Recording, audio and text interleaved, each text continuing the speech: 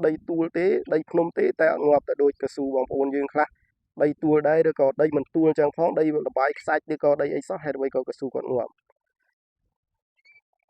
chẳng hay muốn hai tay ngọt được nhưng tham mình chẳng cứ dương ca thay tuom việt tăng bị đam máu nó bị đắm cứ dương đã chi trọ bát chỉ một hết ách cú một hết mua sắt được nhưng phơi việt ô môn mùi hái cả vì nó bị là đam nó cứ nhưng bạn chơi trong lệ thời cả vì ai cha phơi su dương lút lo lươn mến tại vì đằng đây dương phơi cái đằng hay cả đã chi kỳ mi ní thay prang cóไปชมនឹងការងាប់ច្រើនដែរបងប្អូនតែបើយើងដាក់ជីយ៉ាច់គោគឺដីរបស់យើងមានការធូរដីរបស់យើងត្រជាក់អញ្ចឹងកស៊ូយើងក៏មិនសូវងាប់ដែរហើយនៅពេលដែលយើងទ្រាប់បាតហើយយើងដាំក្រោយពីដាំគឺកស៊ូនេះក្នុងរយៈពេល14ថ្ងៃម្ដងខ្ញុំតែងតែមកបាញ់ដេតានលាយជាមួយនឹងថ្នាំជំនួយឬដេតានគឺយើងបាញ់ធ្វើជំរាបសួរបងប្អូនទាំងអស់គ្នាសូមស្វាគមន៍ចូលមកកាន់ Channel YouTube DV Agriculture ថ្ងៃនេះខ្ញុំចង់មកជែកចម្លែកបងប្អូនមួយទាក់ទងទៅនឹងដំណាំកស៊ូដដែលទេទាក់ទងទៅនឹងប្រភេទដីភ្នំដែលកាលពីថ្ងៃមុនខ្ញុំបានធ្វើវីដេអូអញ្ចឹងក៏មានបងប្រុសម្នាក់គាត់បានតំណែងមកខ្ញុំហើយគាត់ថាដីគាត់ជាប្រភេទដីភ្នំដែរប៉ុន្តែគាត់ដាំទៅវានៅតែងាប់ច្រើនហើយគាត់សួរថាខ្ញុំដាំពូជអីបានជាកស៊ូខ្ញុំដីភ្នំហ្នឹងវាអត់សូវងាប់តែកស៊ូគាត់ដីភ្នំដែរតែគាត់ងាប់អញ្ចឹងខ្ញុំចង់បញ្ជាក់ដែរនៅក្នុងវីដេអូនេះគឺដីនេះគឺខ្ញុំដាំពូជសេតអងជាមួយនឹង251ជាស្ដែងគឺយើងឃើញថាវាដូចគ្នាទេបងប្អូនដូចជាមិនមានថាពូជណាងាប់ច្រើនជាងទេបើមើលទៅ4 5ដើមហ្នឹងវាមានសេតអងនឹងថៃដូចជាងាប់ម្នាក់មកមុខ2 3ដើមដូចគ្នាហើយជា2ដើមសេតអងថៃហើយជា2ដើមដែរ251អញ្ចឹងតើតូនតំណឹងដីទួលនេះដែរមិនមែនថាសុទ្ធតែដីទួលដីភ្នំដឹងតែថាដាំទៅវាល្អវាអត់ងាប់នោះទេ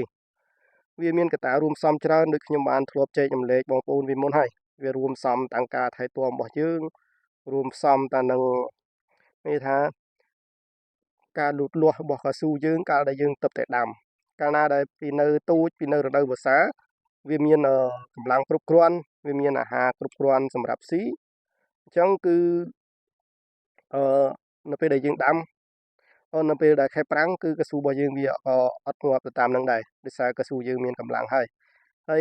ទាក់ទងនឹងកស៊ូខ្ញុំគឺមុននឹងរៀបដាច់ទឹកភ្លៀងគឺយើងបានដាក់ជីគល់វាម្សាទៀតអញ្ចឹងវាអាចថាវាជាកម្លាំងមួយជំនួយក្នុងការឲ្យវាធន់ទៅនឹងការរាំងស្ងួតដែរព្រោះអីកស៊ូមិនថាតំណាំអីផ្សេងទេគ្រាន់ថាបើដូចចន្ទីវាអាចថាធន់ជាងតំណាំកស៊ូអញ្ចឹងតែបើកស៊ូយើងត្រូវការថែទាំត្រូវការជីច្រើនអញ្ចឹងបើសិនជាបងប្អូនដាំវា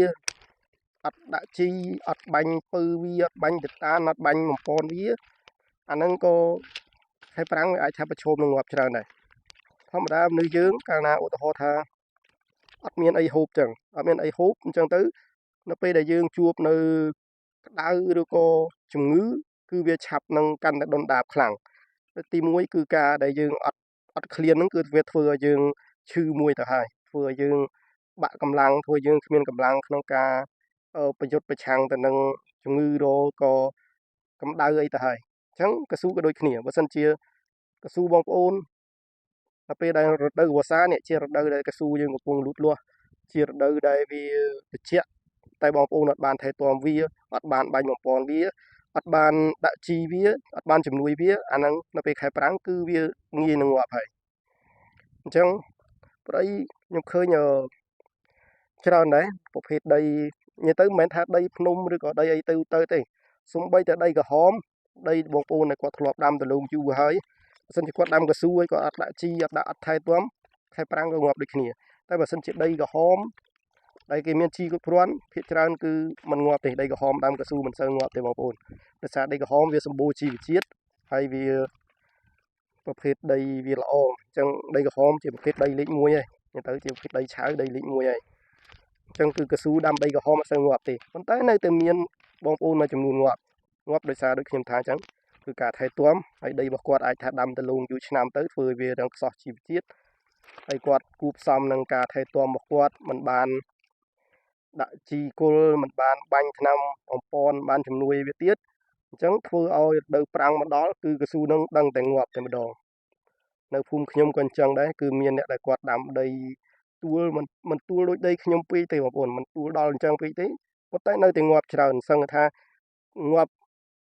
មួយចកាចង់អស់មួយចកាបងប្អូនហើយវានៅតែអាចថាជាអត្រាមួយច្រើនសម្រាប់យើងជាអ្នកដាំព្រោះយើងដាំយើងមិនចង់ឲ្យវាងាប់ទេនៅខែប្រាំងហ្នឹងហើយមានបងប្អូនខ្លះទៅគាត់ចាក់ទឹកមានបងប្អូនខ្លះគាត់ចាក់ទឹកឲ្យនៅតែងាប់ទៀតអ្នកខ្លះចាក់ទឹក2 3ខែ2 3ខែមុនពេលដែលដាច់ទឹកភ្លៀងខែ1ខែ2គាត់ចាក់ទឹកដល់ពេលភ្លៀងខែ4ហ្នឹងគាត់អត់ចាក់តែមួយរយៈហ្នឹងមុនចូលឆ្នាំហ្នឹងពេលប្រៃមុនចូលឆ្នាំមានភ្លៀងធ្លាក់នៅពេលដែលគាត់ឈប់ចាក់មកដល់បច្ចុប្បន្ននេះគឺកស៊ូគាត់ងាប់សឹងទាំងអស់ដូចជាការអ៊ំម្នាក់នៅក្នុងភូមិខ្ញុំគឺងាប់សឹងថា70% 80%តែតើតោនឹងកស៊ូខ្ញុំនេះតាំងពីដើមមកបងប្អូននិយាយទៅតាំងពីដាច់ទឹកភ្លៀងមករហូតដល់ឥឡូវគឺអត់ដែលចាក់ទេទៅមកចាក់ថ្ងៃមុនប្រហែលដើមដែលវារងងាប់ដោយសារតែភ្លៀងពុំអីក៏វាអត់ងាប់ដែរបងប្អូនដីនេះគឺពុំអីអត់ងាប់ទេងាប់ដោយសារតែភ្លៀងវាស្ទាក់ស្ទើរកាលណាភ្លៀងវាតិចធ្វើឲ្យដីយើងវាកាន់តែឈួលកាន់តែក្តៅធ្វើកស៊ូងាប់បងប្អូនអានឹងជាកត្តាមួយសំខាន់ដែរនៅពេលដែលមេឃភ្លៀងបងប្អូនគូតែចុះមកត្រួតពិនិត្យបើសិនជាដីយើងមិនសើមទេគូទៅចាក់ទឹកថែមមកហើយទៅកាលណាបើយើងអត់ចាក់ទេធ្វើឲ្យដីយើងវាហួតទៅក្តៅថែមកាន់តែងាយនឹងងាប់ភាគច្រើនកស៊ូគឺងាប់នៅពេលដែលចុងរដូវប្រាំងបងប្អូនគឺដើមរដូវវស្សានៅពេលដែលភ្លៀងធ្លាក់តិចៗគឺឈួលងាប់តែម្ដងហើយកស៊ូខ្ញុំនេះដូចខ្ញុំថាអញ្ចឹងកស៊ូជាង1000ដើមនេះងាប់អស់ប្រហែលជា4 5ដើមទេបងប្អូនងាប់នៅពេលដែលភ្លៀងធ្លាក់មកមេហ្នឹងទេ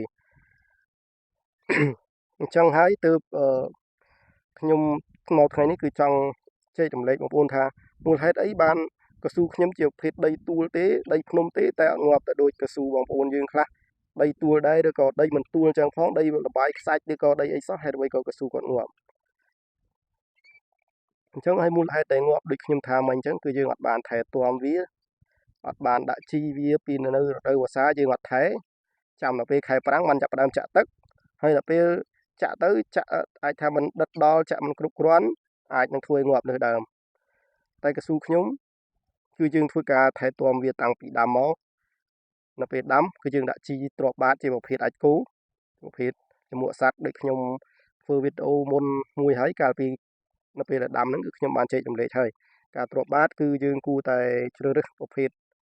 អឺជាប្រភេទជីលមួកសัตว์ដោយសារតែវាត្រជាក់ជាវាធ្វើឲ្យដីយើងធូរអត់ដូចជីគីមីទេជីគីមីវាអាចថាធ្វើឲ្យកស៊ូយើងលូតលាស់លឿនមែនតែវាក្តៅដីយើងធ្វើឲ្យក្តាំងហើយការដាក់ជីគីមីនេះខែប្រាំងក៏ប្រឈមនឹងការងាប់ច្រើនដែរបងប្អូនតែបើយើងដាក់ជីអាចគោគឺដីរបស់យើងមានការធូរដីរបស់យើងត្រជាក់អញ្ចឹងកស៊ូយើងក៏មិនសូវងាប់ដែរហើយនៅពេលដែលយើងទ្រាប់បាតហើយយើងដាំក្រោយពីដាំគឺកស៊ូនេះក្នុងរយៈពេល14ថ្ងៃម្ដងខ្ញុំតែងតែមកបាញ់ដេតានលាយជាមួយនឹងថ្នាំជំនួយឫសដេតានគឺយើងបាញ់ធ្វើឲ្យស្លឹកវាឆាប់ចាស់បងប្អូនយើងធ្វើឲ្យស្លឹកវាឆាប់ចាស់អញ្ចឹងវាធ្វើនៅពេលដែលស្លឹកចាស់គឺវាលាស់នៅត្រួយថ្មីអញ្ចឹងធ្វើកស៊ូរបស់យើងលូតលាស់លឿនហើយទៅតងទៅនឹងថ្នាំជំនួយឫសយើងធ្វើវាបាញ់វាដើម្បីឲ្យវាជួយពន្លូតនៅការលូតលាស់របស់កស៊ូកាលណាកស៊ូរបស់យើងវាលូតលាស់លឿនឫសវាវែងគឺវាក៏មានសមត្ថភាពច្រើនមានសមត្ថភាពខ្លាំងក្នុងការចាប់យកក៏ដូចជាស្រូបយកនៅចំណីអាហារដែលមាននៅក្នុងដីហើយនៅពេលដែលឫសវាវែងឫសវាជ្រៅក៏វាធន់ទៅនឹងអាកាសធាតុដូចគ្នាដែរបងប្អូនចំណុចនេះហើយដែលធ្វើឲ្យកស៊ូរបស់ខ្ញុំអាចថាវាភាគរយងាប់តិចមែនទែនបើយើងគិតទៅថាងាប់តិចវាប្រហែលជាមិនដល់0.1 0.2ផងព្រោះអី1000ដើមយើងងាប់ប្រហែលជា4 5ដើមគឺតិចមែនទែនអានេះបើសិនជាយើងចាក់ទឹកទៀតគឺអត់ងាប់សោះតែម្ដងបងប្អូនគឺអត់ងាប់ទេប៉ុន្តែយើងអត់ចាក់ទឹកដោយសារវាឆ្ងាយពីផ្ទះហើយម្យ៉ាងខ្ញុំក៏មិនមានពេលគ្រប់គ្រាន់ក្នុងការចាក់ដោយសារជាប់រវល់ធ្វើការដែរអញ្ចឹងយើងទៅនេះទៅសៅរ៍អាទិត្យបានយើងមានពេលក្នុងការថែទាំវាហើយមិនមែនថាខែប្រាំងកស៊ូយើងអត់ងាប់ក៏យើងចូលដែរគឺខ្ញុំតែងតែមកតាមដានវាមើលចំណិចយើងមកមើលវាថាវាមានការក្រៀមមានការស្លោកដែរឬក៏អត់នៅរដូវប្រាំងហ្នឹងបើសិនជាកស៊ូយើងអន់ យើងអាចថាដឹកមកចាក់ទឹកមួយកានពីរកានមកចាក់តែដើមអន់ហ្នឹងទៅយើងមិនបាច់ចាក់ទាំងអស់ទេកាលណាបើយើងចាក់ទាំងអស់ធ្វើឲ្យហត់ណាស់សម្រាប់យើងដែលអ្នកអត់មានប្រព័ន្ធទឹកតែមានបងប្អូនដែលគាត់មានលទ្ធភាពគាត់រៀបប្រព័ន្ធទឹកគឺល្អកស៊ូរបស់គាត់លូតលាស់លឿននៅក្នុងរដូវប្រាំងហ្នឹងបើសិនជាគាត់រៀបប្រព័ន្ធទឹកហើយបងប្អូនដាក់ជីបន្ថែមទៀតនៅរដូវប្រាំងគឺលូតលាស់ល្អអញ្ចឹងវីដេអូនេះខ្ញុំមានតែប៉ុណ្ណឹងសម្រាប់ការចែករំលែកទៅដល់បងប្អូន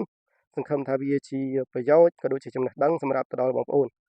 បើសិនជាបងប្អូនគិតថាវីដេអូនេះមានប្រយោជន៍សូមបងប្អូនជួយចុច like ហើយក៏ដូចជាចុច share ដើម្បីឲ្យបងប្អូនយើងផ្សេងៗទៀតដែលគាត់ដាំកៅស៊ូទៅងាប់ឬក៏គាត់មិនធ្លាប់មានបទពិសោធន៍ក្នុងការដាំកៅស៊ូដើម្បីទទួលបានជាចំណេះដឹងអញ្ចឹងពេលនេះខ្ញុំបាទដាវុតក៏សូមអរគុណនិងសូមជម្រាបលា